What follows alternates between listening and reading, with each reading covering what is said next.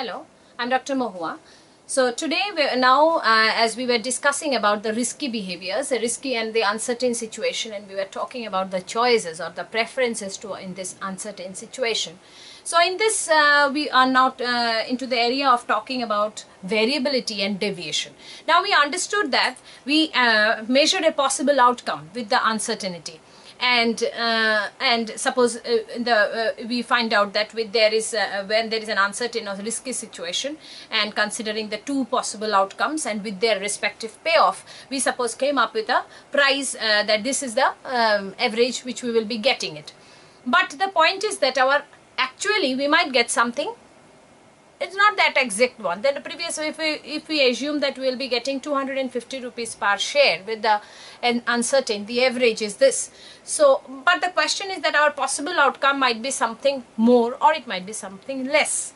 So now this is our area in which we have to go into the deviation. Whatever we have measured our uncertainty, or we have considered that this is the value where minimum we will be average we will be getting with the risk measurement, with the probabilities of two possible outcomes. Now the actual findings might be deviating, because everything is something which is based upon uncertain situation, which is not actually happening, but you are expecting that it will be happening, and you are measuring the expected value. You are probable. Everything is something which is uncertain. So in this case, it is quite obvious that you will be getting something which is deviating from the original one possible. So that's why it is called the deviation. That is the difference between the expected payoff and the actual payoff. So this is something which we consider as the deviation measurement, and the less the deviation will be, the better the expected value is, obviously. So that's what we wanted to know. Now the next question in the choice involving risk is that we have to know about the variability. So what is that variability? We might have a same expected income, but in the there are two different variability, or that there's two different situations. Suppose you have got there is a first job. You have got a very 1500 rupees you will be getting, and there is no question of any any risk, or there is no commission services which is there, and it is a standard one which you get it. And in another one you might be having same 1500 rupees, but it is something which is based upon the commissions. So it is not necessary, it is the extent to which a possible outcome of an uncertain event differ. So you have got your expected value or your outcome to be the same, but the degree of uncertainty or the degree of variation in your job profile might be, or your situation might be different. So this is called the variability. So variability and deviations are something which is very correlated, and something which is very essential to be understood when we talk about the expected values in the choice. So now the next question which comes up is that on what basis this we consider that it is I am expecting this to get 400 rupees per share, or I am expecting to get 250 rupees per share. What is the basis? So as I was talking about the subjective matter, it is all based upon the information. So now the question is that how informed you are, or how informed you are, or how you take that information. So now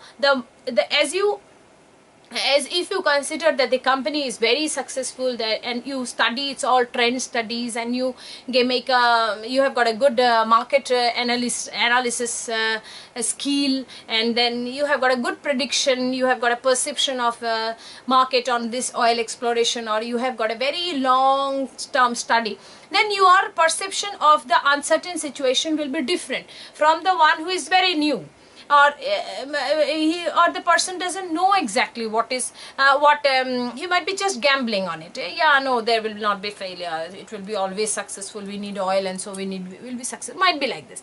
So it is something which is the information and the perception of the individual on the specific uncertain situation a person have.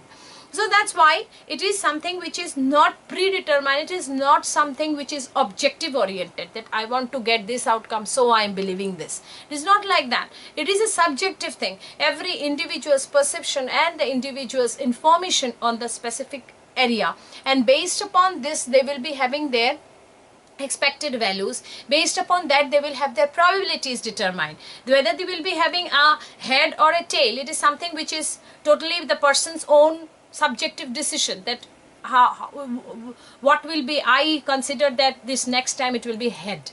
So this is something which you have perceived and you think that it will happen. So this is something that which is not based upon any objective criteria. And then and then as I was talking about the oil exploration, or you want to go into a new business, you want to open up a dry cleaner shop and in some new area, but there is already some dry cleaning shops are existing. So now you want to find out what is the probability or what is the expected value which I am going to get within 1 month or 2 months or whatever.